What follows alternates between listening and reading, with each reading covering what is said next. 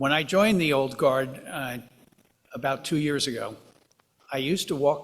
we all used to walk down the hall and see a tremendous chart of the history of this church. If you took the time to look at it, as I did, I was just fascinated. I, with quite a few other people in this room, live in Westfield, and the Presbyterian Church in Westfield is really deeply involved in the history of our town. So it occurred to me that when we wanted to learn more things, one of the things we should learn more about is the church that graciously allows us this meeting space. We're so honored that they afford this to us. It's such a great convenience to us. And as I related to a few people this morning, when I conceived of the idea of having this first speaker, I took a survey of a lot of the people who work in the church. And the only name that came up was Mike Ohlson. Now, somebody suggested that that was a conspiracy, so that he didn't have to give the presentation, but I don't think so. I think it's because Mike, in his role of unofficial historian, is going to give us a very interesting presentation, and I'm very grateful to introduce Mike Ohlson.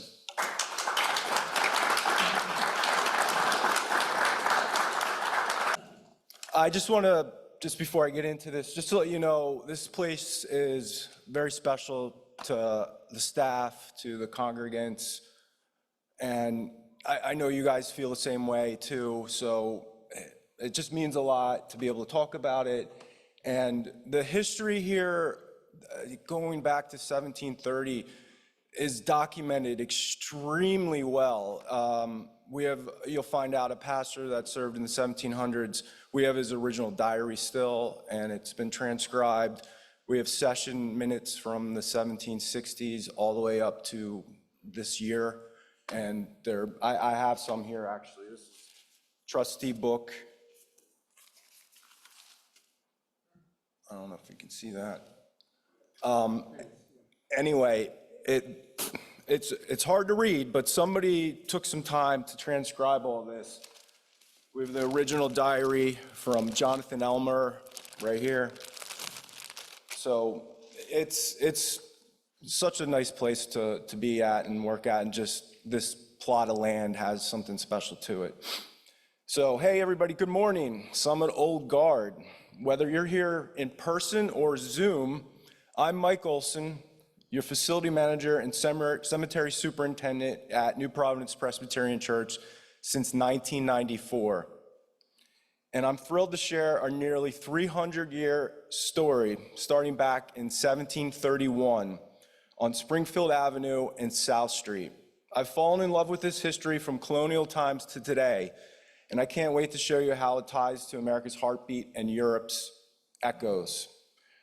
You all know the Old Guard loves big names. I've seen Steve Balboni swing by here with baseball stories, heard a Holocaust survivor share her incredible journey, and once I swear Bernie Sanders got out of his car. So we're gonna start in the 1700s.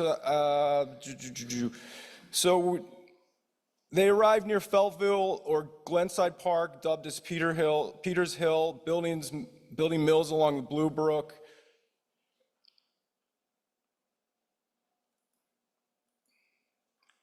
And sparking wagon roads like South Street and Passaic Street, likely Indian trails from the Lenape dating back 12,000 years. By 1736 to 1738, Puritans from New England and British Isles via Long Island and Elizabethtown trekked through West Fields and Scott's Plains and over the Watchung Mountains into the Passaic Valley. Daniel Denton's 1670 terrestrial canon described waist-high grass, ponds, brooks, and rivers shaded by trees brimming with fish, fruits, grapes, plums, raspberries, strawberries, currants, peaches, persimmons, apples, quinces, wild wolves, bears, elk, deer, panther, fox, raccoons, beaver, otter, muskrat, skunk, mink, and wild turkeys, explaining the turkey name. They farmed corn, wheat, beans, salted fish, spun wool, and traded with the Lenape.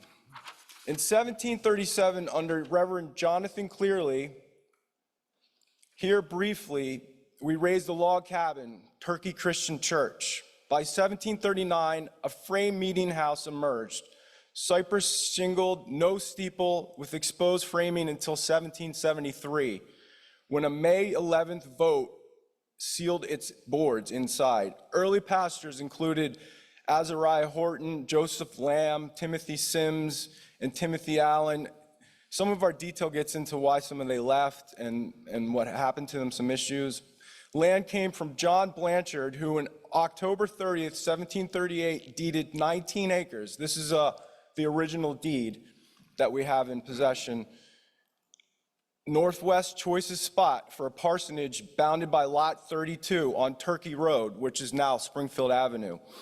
A stake near a small bridge draining to the Salt Brook, that's the brook you guys cross over on Springfield Avenue right by the church, and a tier line signed with Timothy Whitehead and John Post suggesting he lived here, permitting the 1737 log cabin. In 1759, Nathaniel Johnson added 10 acres for a parsonage, totaling 29 acres for sheep and graves. Enter our big pastor in the 1700s, Jonathan Elmer, born 1727, June 4th, in Norwalk, Connecticut, to a modest farmer's family.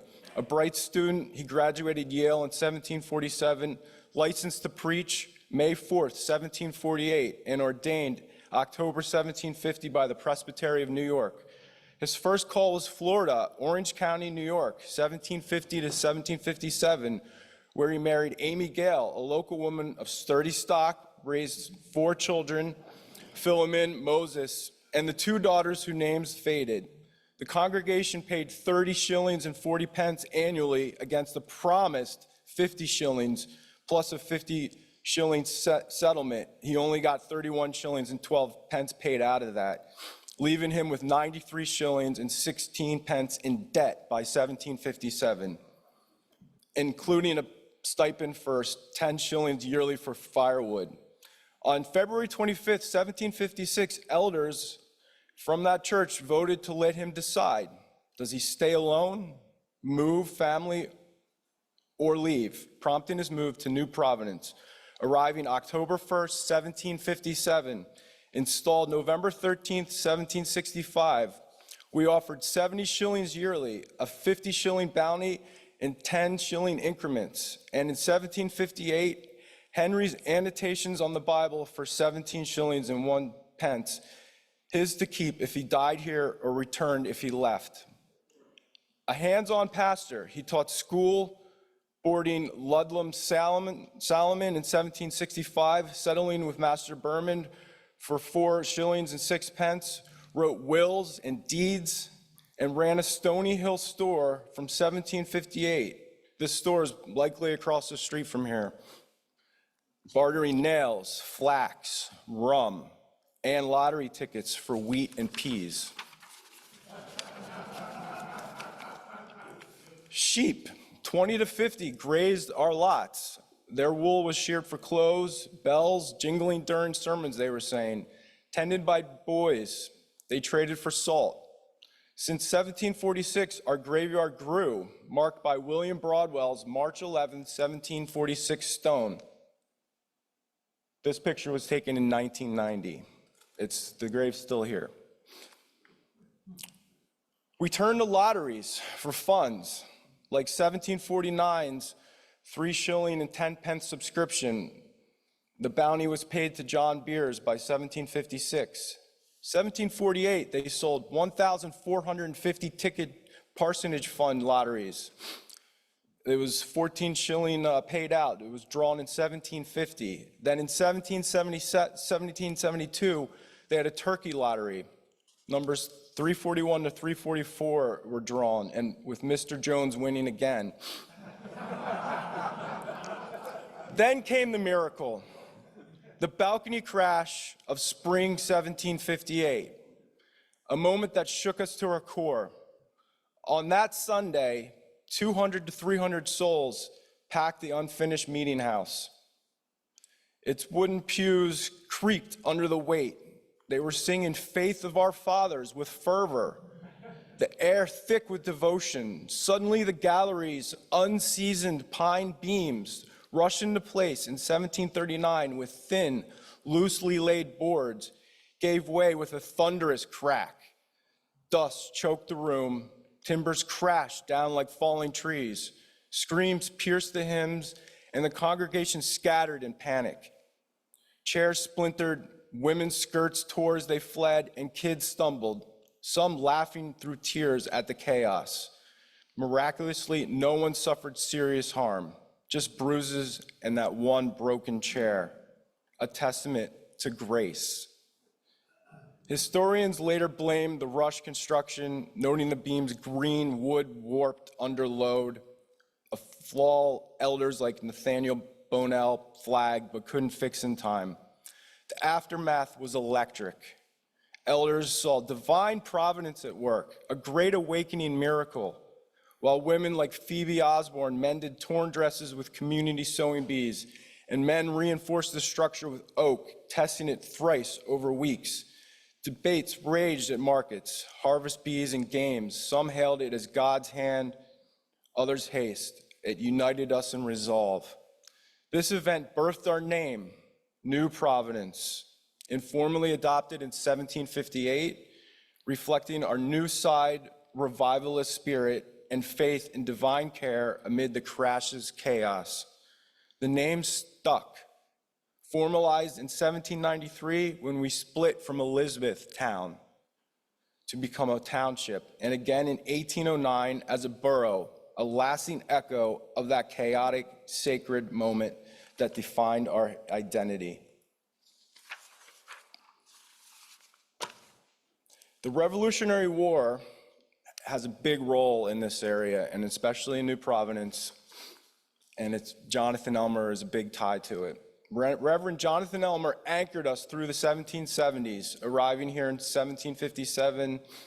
He was dismissed in 1793, 36 years, our longest pastor still to date. He was a dynamic leader. His ministry soared, drawing 700 by the early 1770s. Can you imagine that? That's probably standing room only in this small little meeting house and sanctuary after they rebuilt it. Prompting a 1773 north side expansion this way by 16 feet. They sealed with boards per the May 11th vote. The Revolutionary War in 1777 tested his resolve. His 1776 journal entries records a lottery spat with Benjamin Bonell and Obadiah Valentine, both are buried here, tasked to recover funds from delinquent managers, offering rewards for their legal efforts, showcasing his community stewardship.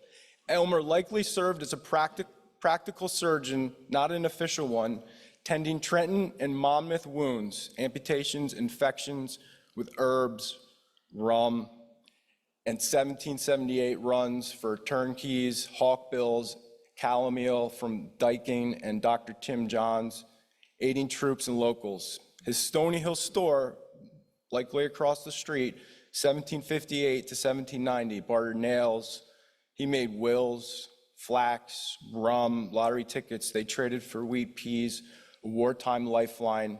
As war strained resources, he shifted to dollars in 1777. That's pretty unique if you think about it, how early the dollar was adopted for a pastor here. Usually everybody was still in shillings and pence at that point. Usal Johnson paid $5 as salary from Elmer. Contributions totaled $17. Elmer lent $350 to his son David, $360 to Ebenezer, and $20 to Moses G. in 1779, demanding repayment or no future trust. On May 26, 1778, he lent an Indian boy, Tom Lewin, $55 with 6% interest, plus 10 more that day, 11 by July, a $5 blanket, shirt, bayonet, and 20 cartridges, settled on December 1783 with Samuel Potter witnessing, hinting at a custodial or trade bond. But trouble brewed. By 1790, his rum sales to elders like Ebenezer Corey, 2 pence, 4 shillings per harvest, clashed with our temperance stand, fueling tavern culture and drawing Colonel Potter's 1791 official complaint. Members whispered he was incapacitated, missing Sundays, slurring sermons, neglecting duties. Attendance plummeted from 700 to 20. His store debts, notably 92 shillings to son Moses G. for a chair cushion and watch, plus lottery mismanagement, strained finances, sparking a spirit of discord. On July 27, 1791, Colonel Potter and new representatives petitioned the presbytery for Elmer's dismissal, drafting petitions and boarding Mr. Foster per his ledger, citing his unfitness after years of service.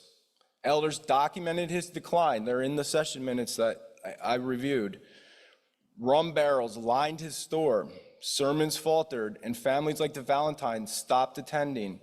Frustrated by unpaid promises from the 1776 lottery, Session banned him from the pulpit in 1791, a public rebuke. And on October 14th, 1793, the presbytery formalized his exit after a heated review, leaving a dark cloud of division. Members felt betrayed. Potter called it a moral lapse, while Bonnell noted a loss of trust, and the church faced a spirit of discord. Requiring revival to heal, Elmer noted in his diary, this is in quotes, the errors, ... poor Jonathan, a Lamette for his rum, neglected and debts, was buried with Amy and sons Philemon and Moses, who carried his medical legacy. Jonathan they had a lot of respect for him afterwards because this is his grave and his wife. It was destroyed by, I don't know if you remember, we had a mini tornado blow through here about 10 or 12 years ago, and we had a big oak tree fall, split this in half, and the insurance company gave us a new granite one, but we still have part of this here. It was made, it's a table with feet under it, and they're both buried under that. It's as you walk up our main entrance to the sanctuary, right on the left, you can see this grave still. War erupted 1777 with Washington at Morristown. Nathaniel Bonnell dumped salt in the salt brook at dusk. Oxen groaning, turning water brackish to spoil British horses.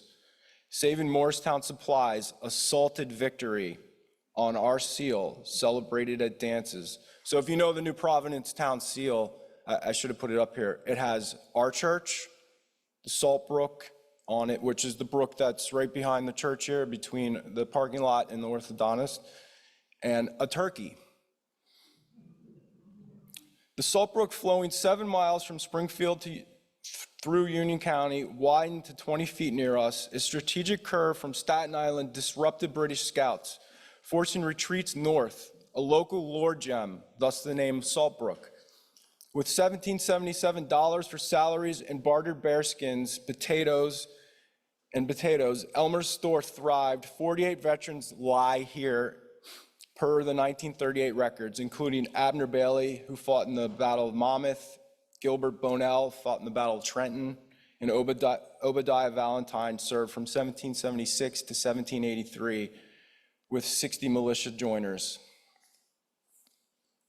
The Battle of Short Hills, June 26, 1777, near Scott's Plains, likely saw our aid, food, or prayers, tying us back to New Jersey's 88,000 soldiers.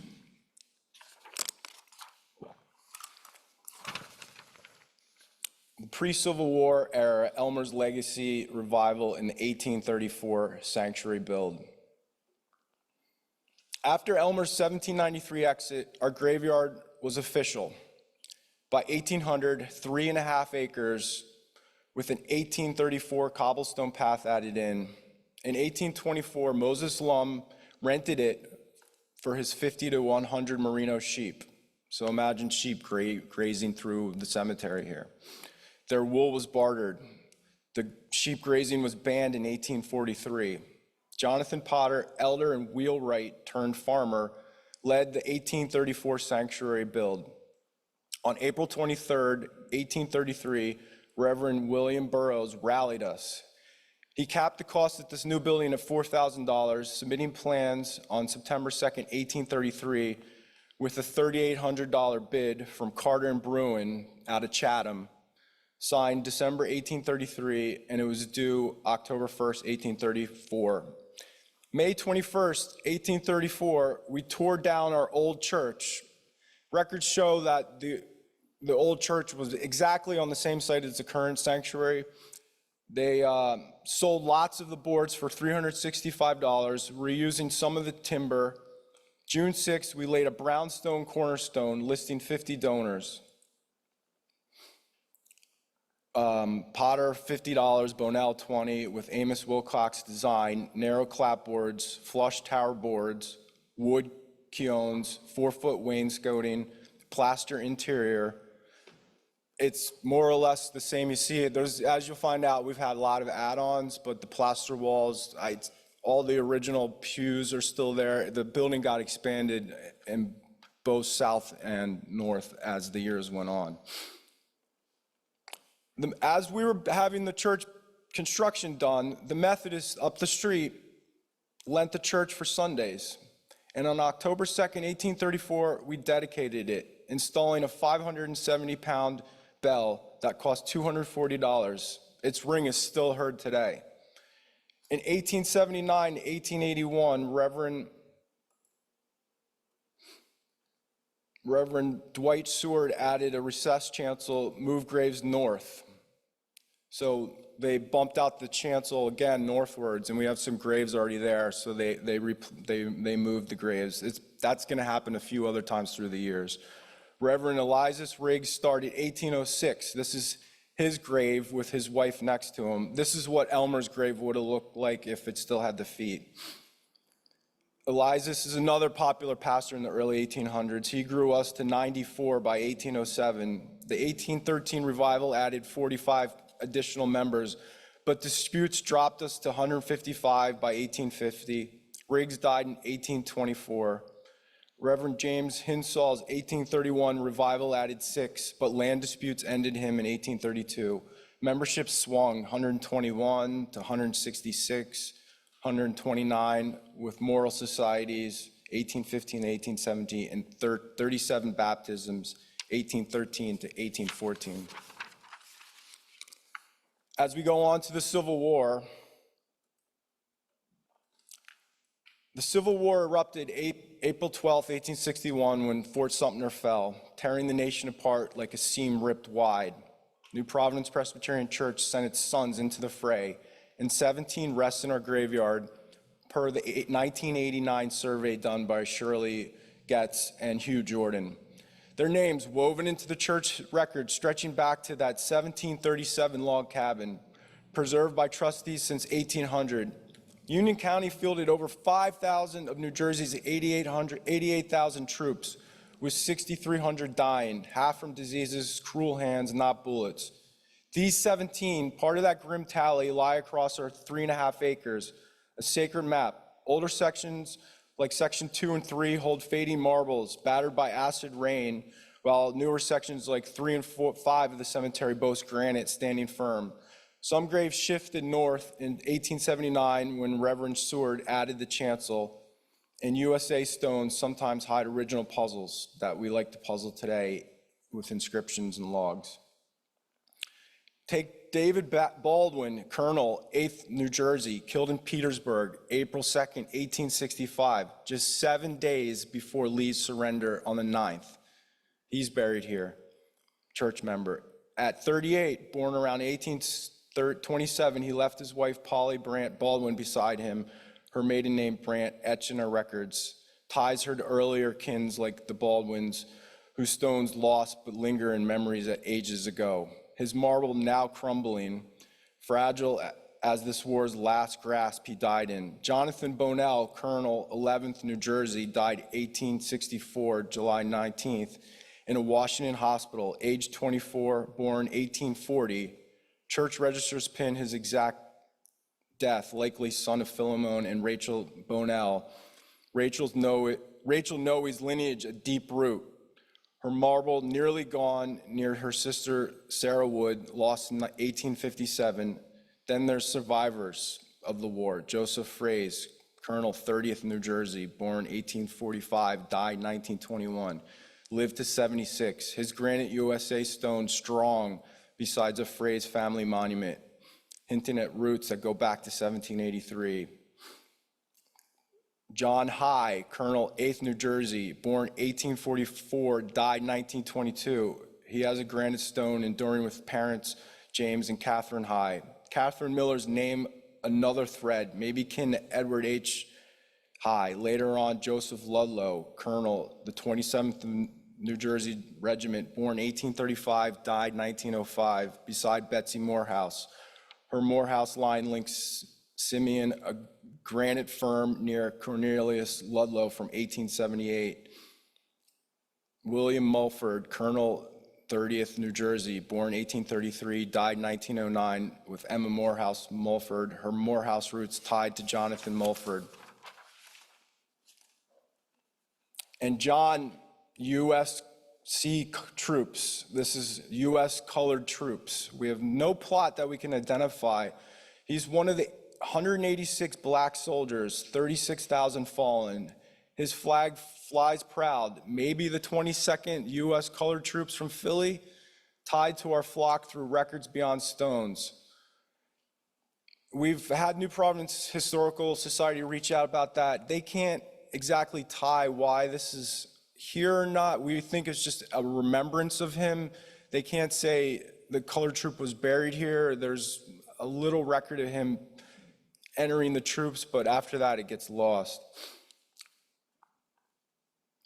Their service scars the earth, and the 8th New Jersey with Baldwin and High fought Antietam's bloody fields in 62, Gettysburg chaos in 63, Petersburg's endgame in 65. Baldwin fell in that last push. High endured from Fredericksburg mud to the overland's grind. The 11th New Jersey with Bonell, he battled in Chancellorsville's rout, Spotsylvania's slaughter, hospital beds claiming him, typhoid or a bullet's aftermath. Church records don't say, but you can feel his youth is lost. The 27th and 30th of New Jersey with Ludlow, Fraze, Mulford, Young, they guarded Fredericksburg's in 62, Washington's defense in 63, 9-month stints shielding the capital from Lee's raids. Their feet pacing earth and their kin till generations back. John, if in the 22nd U.S. colored troops, might have stormed Petersburg too. Freedom's fight in every step. His flag is a beacon besides Baldwin's faded marble. Life here was fractured. War stripped the land bare. Men marched off, families scraped on by with potatoes yanked from shrinking gardens, canned meat stretched thin, kids scourging scraps as flour doubled for other foods, coffee tripled in price. Church ledgers note the strain. Widows' pleas echoing Elmer's barters. Women form sewing circles, meeting weekly to stitch uniforms and roll bandages, their needles clicking like a quiet battle rhythm. Work logged in registers I've held. Disease stalked, consumption, typhoid, dysentery swept through, claiming more than bullets, a grim echo from epitaphs like Daniel Mulford's, with slow disease, my lungs consumed. Church records tally the toll. New Providence Presbyterian Church stood tall. Prayer vigils filled the sanctuary, voices rising like Elmer's once did. Sermons preaching union and justice, rooted in our abolitionist leanings since the 1830s. Women knit socks, packed bandages. They were quiet heroes. Their aid sent south via the Morris and Essex railroads, humming since 1836, tying us to battles like Antietam, Gettysburg, were New Jersey blood-soaked fields. In 1863, a fundraising drive raised $200 from bake sales and quilt auctions, a small but heartfelt contribution to Union troops. Recorded in our church logs, we mourn Captain William Cochran, Thomas's son, killed in action, likely at Gettysburg or Antietam. His stone near the Ward Monument out this way This war left us lean but proud, our 1,015 souls standing with the nation's 2 million Union fighters, our anti-slavery stance echoing Lincoln's call. It's a story of grit etched into our pews. One interesting just fact, I want to get into this a little bit, just epidemics across the centuries here at New Providence, because we have such detailed records. We have a 400-page book on the entire cemetery. In 1989, 1990, Shirley Getz and Hugh Jordan went through great troubles. And I mean, that was back when computers were just starting. They had Ron McGetrick help load everything into a program.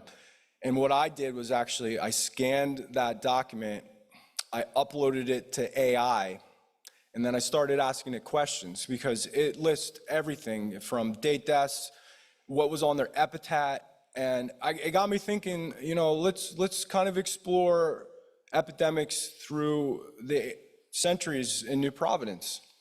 So war is not the only foe New Providence Presbyterian has faced. Disease has carved its own scars here, from smallpox in the 1700s to Spanish flu's grip in 1918.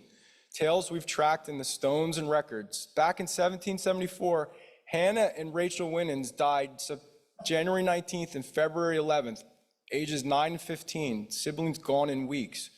Winter's bite hinting at smallpox or measles, epidemics that swept Revolutionary-era New Jersey. Their epitaphs, "'Tis but the voice that Jesus sends," "Rushed with grief," "Stand weather but stubborn" in our original section 1A. No parents fallen then, but the cluster's tight. Smallpox loved the unvaccinated young. A toll we can see as you walk through those rows. Jump to 1811 to 1819, a creeping wave. Martha Wells died 1811 at 49. On her epitaph, "Death, ... seize my poor heart." A sudden death, maybe typhoid. Daniel Wilcox died November 1811, age 3. Richard Scudder, March 13th, 1812, age 15. 3 in a year, winter to spring, typhoid or dysentery fits. Water probably souring life, their stones were faded. Then 1817, David and Rodney Walker, August 12th, twins at 2.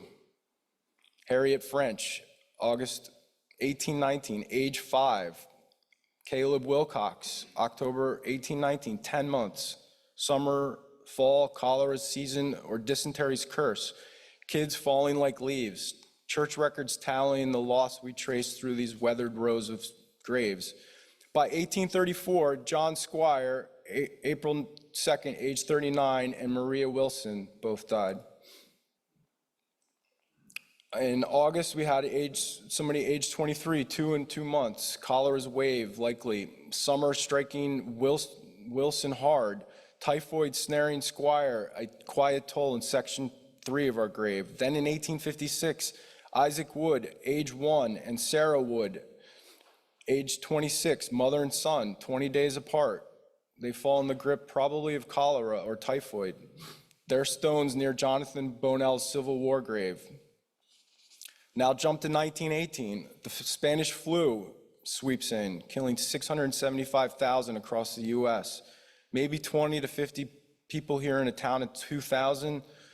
The survey finds 6. Edward High, age 68, beside his son, John. Emma Wilkeman, age 27, no stone.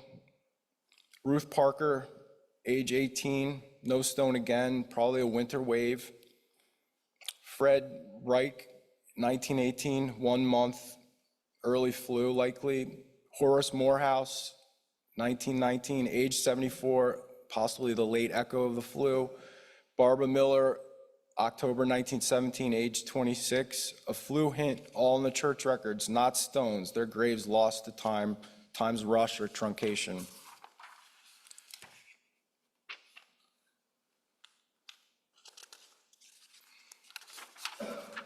As we move on to the 20th century to today, the 20th century transformed New Providence Presbyterian Church.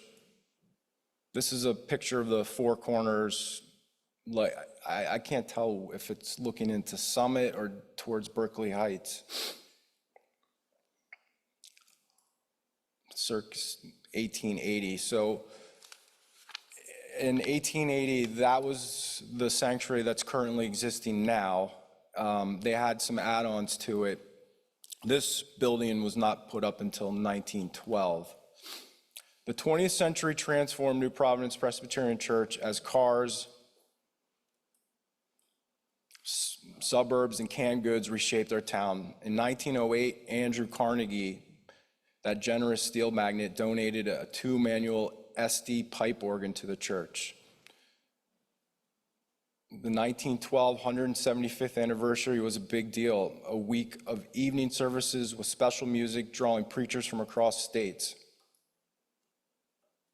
Per the local newspaper, they repainted the church, erected new sheds for wagons, and built a chapel. You can see the chapel here to the north of the existing sanctuary. It was now the east wing of our education building, sprucing up the grounds. That same era saw New Providence Crescents. Here you can see we had community movie night in this room. There was a balcony. I can't tell if it's right where I'm standing or if it's that back part of the room. New Providence Crescents, a semi-pro baseball team, took the field out back of the cemetery called the Passaic Oval behind the graveyard, managed by A.G. Balcom, nicknamed the Gobblers, for turkeys past. From 1925 to 1931, they swung in the Lackawanna League against Peapack and Berkeley Heights. It was a local joy until school teams took over their grandstand. It was a memory. There's pictures of the grandstand. It's probably past the middle road, just about, and I would say home plate would be at that corner, and you'd be playing towards Chatham. World War I hit hard. 76 names graced our monument here, with our folks praying, rationing, knitting socks for doughboys, some serving at Marne or Argonne. Sorry, I can't pronounce those. Their graves, a quiet tie to the nation. Reverend Carol Yerkes, joining in 1928, led for decades, a 50-year member, 39 years as an elder, staying with us through those wars. With 237 members and almost 2,000 townfolk in New Providence by 1920. World War II, after Pearl Harbor, we lost 25, including 9 in combat, maybe D-Day, Iwo Jima, or the Bulge, spurring bonds, prayers, and sock drives, linking us to victory. By 1950, we hit 1,330 members, a population of almost 12,000, a post-war boom. The 1950s saw the Sunday school expansion in Parish Hall. They gutted this room, redone in the 1960s with a sand table and pea green chairs. Reverend Yerkes launched Vacation Bible School in the early 1950s, likely in 1952 as our post-war growth peaked, running for 4 weeks each summer. Right now, we do 1 week of Vacation Bible School. July to August, from 8:30 to 11:30, Monday through Friday, aimed at kids 5 to 12. It drew 50 to 75 locally, swelling to 100 some years with help from friends. We are now at about 300 for our Vacation Bible School. Yerkes, with his warm smile and steady hand, envisioned it as a faith foundation, and Arthur Balcom, a local educator and elder, crafted the Bible drill. Kids memorized 25 verses like Psalm 23, John 3:16, using flashcards, reciting in groups, and competing in a Sunday showcase, keeping Sundays work-free per New Jersey's blue laws. I don't know if any of you guys remember that. Activities included crafts, crosses with popsicle sticks, Noah's Ark models from clay, songs like Jesus Loves Me, and outdoor games. Bible trivia, races on the lawn. We partnered with the Methodists, sharing teachers and craft supplies, and Chatham School bused in 20 to 30 kids, fostering ecumenical ties. 1955 picnic at Saltbrook drew 150 with fried chicken, lemonade, community highlight. It built faith and friendships, a legacy we still see in those laughing kids.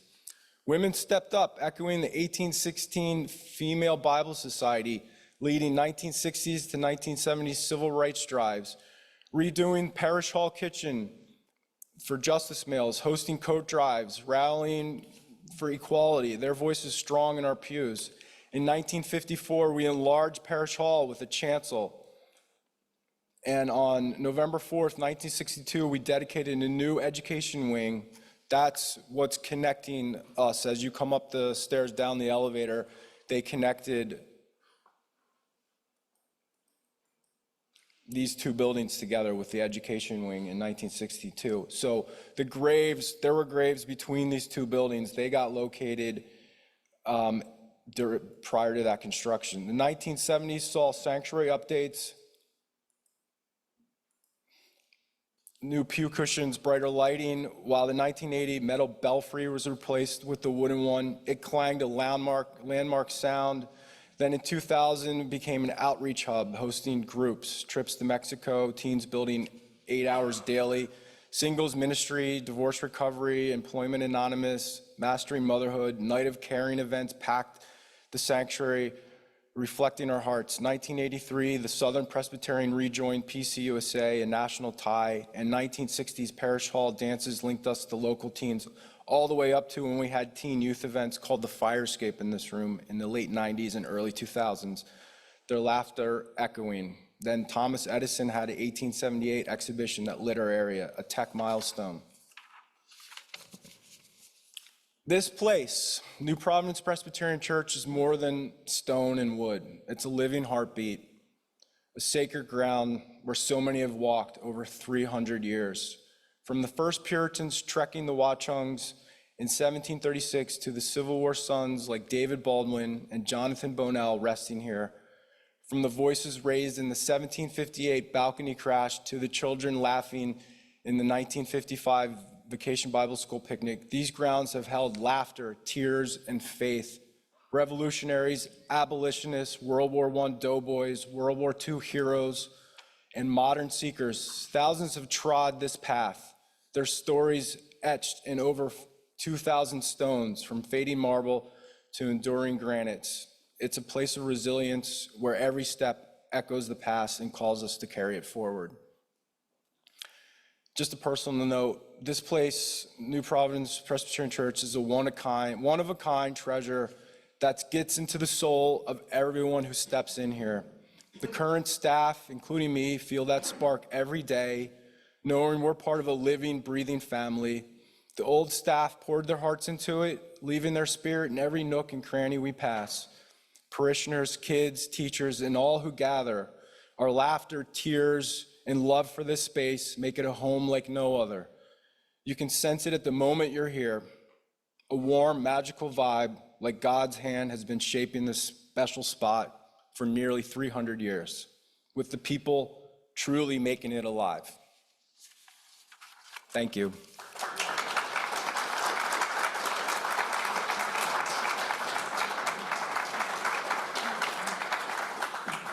I just have one quick thing to show you. So I always wondered how you stay warm in the 1700s and 1800s here. We had fireplaces on the back of the sanctuary, and if you go into the pews, there's these like footrests. I think they've been modified, but this was like a foot warmer. They would take the coals from a fireplace, load them in here, close them up, and that would be down by your feet during the service to stay warm.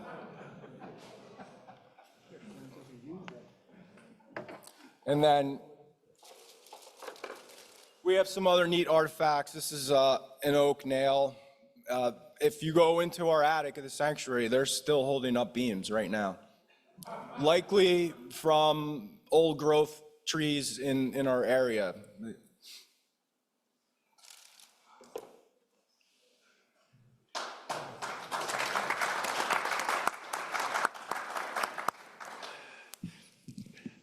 This has been such a fascinating journey, Mike, through hundreds of years. We will now do some Q&A. Question of my own. The length of the services and maybe the length of the sermons, do you have a feel for how that changed over those few hundred years? Did we get shorter? Did we get longer? Any records Yeah. on that? I think as the busyness of just our era now, with sports taking over for youth and all that, the service times have certainly diminished. They're now at an hour and 15 minutes, where I think they were spending 2 to 3 hours plus here. You know, it was more of a community event. As I noted, the New Jersey Blue laws, which I personally didn't really know much about, and it still shows you can't go to a car dealership on Sundays in New Jersey still, you know.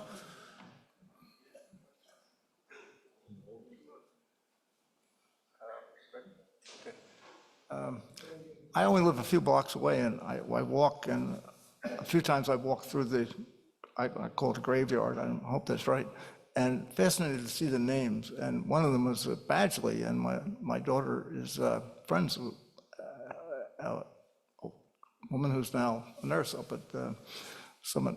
But anyway, question I had about the balcony that collapsed. I've heard that story. Were the people on it occupying it when it came down, or don't we know?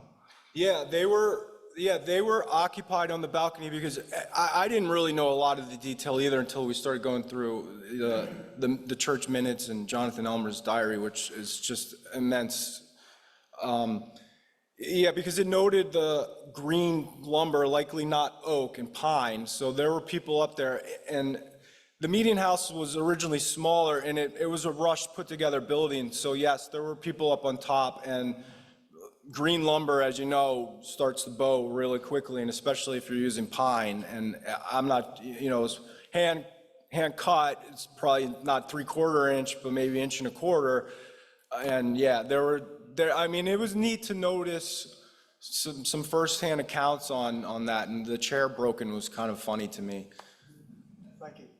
And the Badgleys, I went to high school. I went to high school in New Providence, and I had a Badgley that I played soccer with, and they're still burying Badgleys here. We had probably 2 in the last 5 years interred in our cemetery.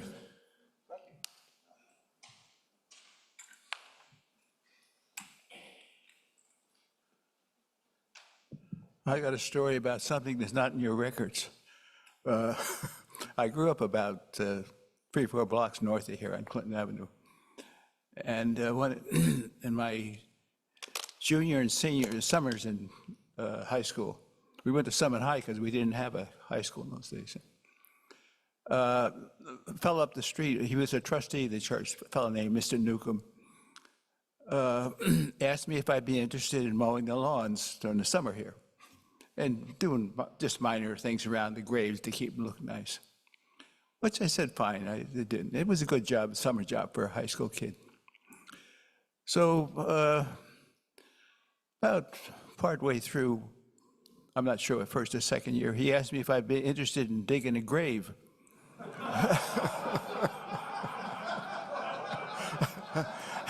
Because the people that normally did it weren't available or something. So I said, yeah. He, believe it or not, the price was $20 I could, with a pick and shovel digging a grave. The first one went fine. The second one was up off Passaic Street, but pretty far back here. And I'm down about 5 feet, and I'm swinging a pick, and suddenly I get this going into this box it was an old coffin. It was so old that it was shaped wide at the shoulders, you know. So I asked Mr. Newcomb, I said, what shall I do? He says, I think you better stop. And it wasn't on the church records. Anyway, that's my story. And by the way, I knew Hugh Jordan quite well, too. He's a friend of mine in high school. Nice. So, thank you. So, just for reference, for costs now, we charge $1,500 to open a grave. Really big bucks. Actually, going through the records, the first grave prices were about $1.50 a grave, and we don't have many left for full burials. We have just some set aside for special occasions, like we had a 2-year-old drown like 20 years ago. We released one for that, and they're 1,000 times more now. It's $1,500 for a grave.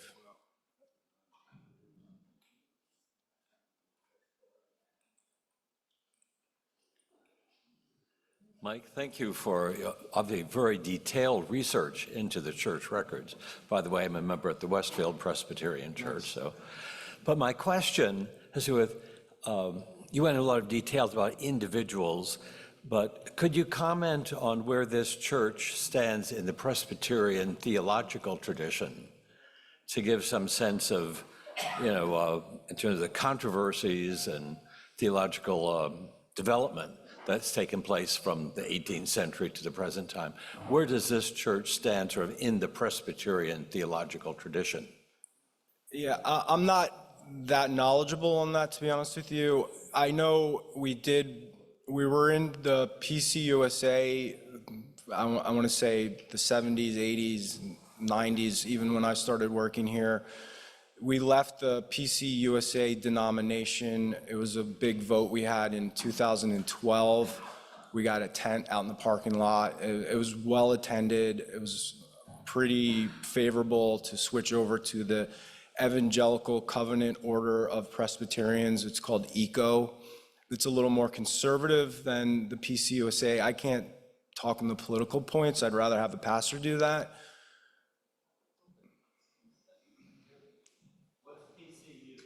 Presbyterian Church, United States of America. It's the denomination that, I think Baskin Ridge Presbyterian Church is still in that one. I want to say Westfield's part of PCUSA. Liberty Corner Presbyterian Church is in the ECO denomination, and similar to us, there's one in Denellen that's in ECO as well. We have questions online. I think Jim Blinn is our first one. Jim, you can unmute and ask a question. Yes, years ago, my son used to attend a youth group that met one day a week after school, and they did activities and then they fed them a meal. Is that kind of thing still going on? Yes, I think it's called Youth Club, and online we've changed it names, but yes, actually it's still going on. Christine Vogely, she's our Sunday school children's minister, director. She's been running it. I remember back when my brother actually went to it in the early 90s. It's diminished a little bit in size. Unfortunately, it's a trend that sports has pretty much taken over most youth these days, and that's sort of prevalent now. So it's still going, it's still popular. We do serve meals and make meals here on Thursdays for them. Bill Tittle online, please unmute and fire away.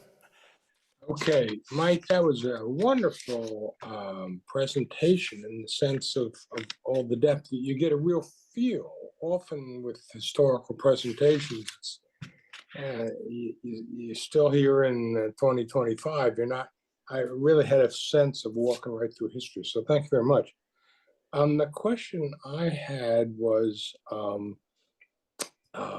it's not history. Well, no, it really is. How did you get so interested in history?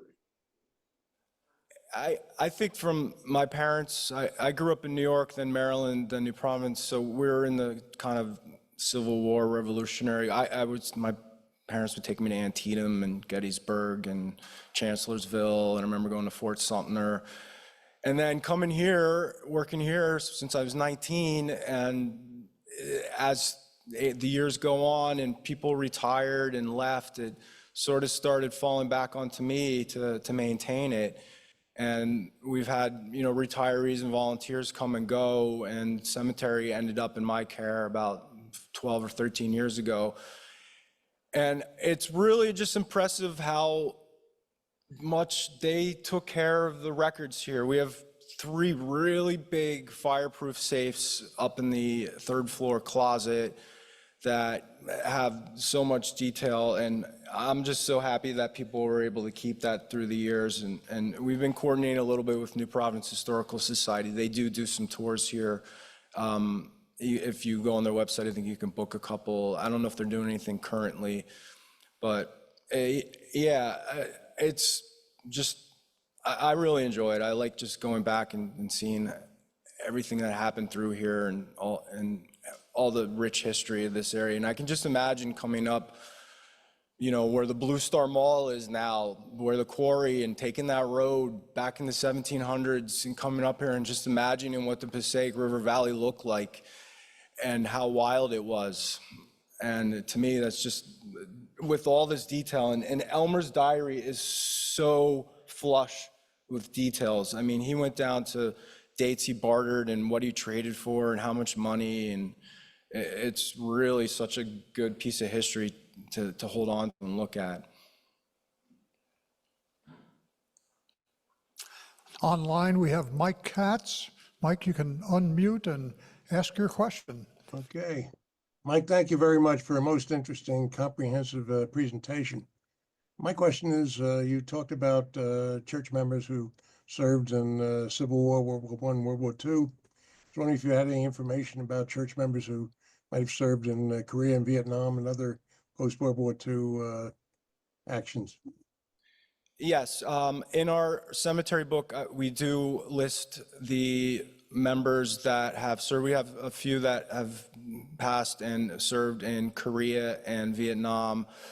We have a member that actually died in the Twin Towers, September 11th, interred here as well. I can't tell you if there was any current Desert Storm.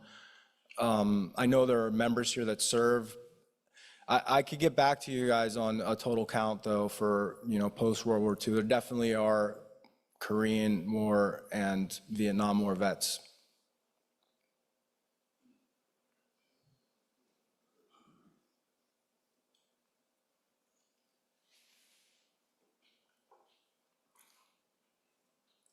I'd like to make 2 comments about the presentation. First, although because my memory is like a sieve, I don't remember what I saw, but when that chart was in the hallway, somebody asked a question, I think it was Jim, about theological differences over the years. That was one of the things that caught my mind. I mean, there was tremendous arguments in the 1730s, 40s, 50s, and 60s. I don't remember what they were, but I said, oh my God. And the other comment I'd like to make is regarding your presentation, Mike. The translation that's shown through the computer is not really, it's not really perfect. But I wanted to thank you for the eloquence of your words. It was very, very touching to hear your precise language and how eloquent you were about your feelings with this church. And at this time, I get to do for the first time, when you make a presentation, we have 2 elements. And the first is we give you the Old Guard Certificate of Appreciation. As you know, well, you may know, our motto has always been, come for the presentation, stay for the friends. So a keystone of our group is having these weekly discussions of interest to our members. Thank you so much. And then the second element is the Old Guard salute.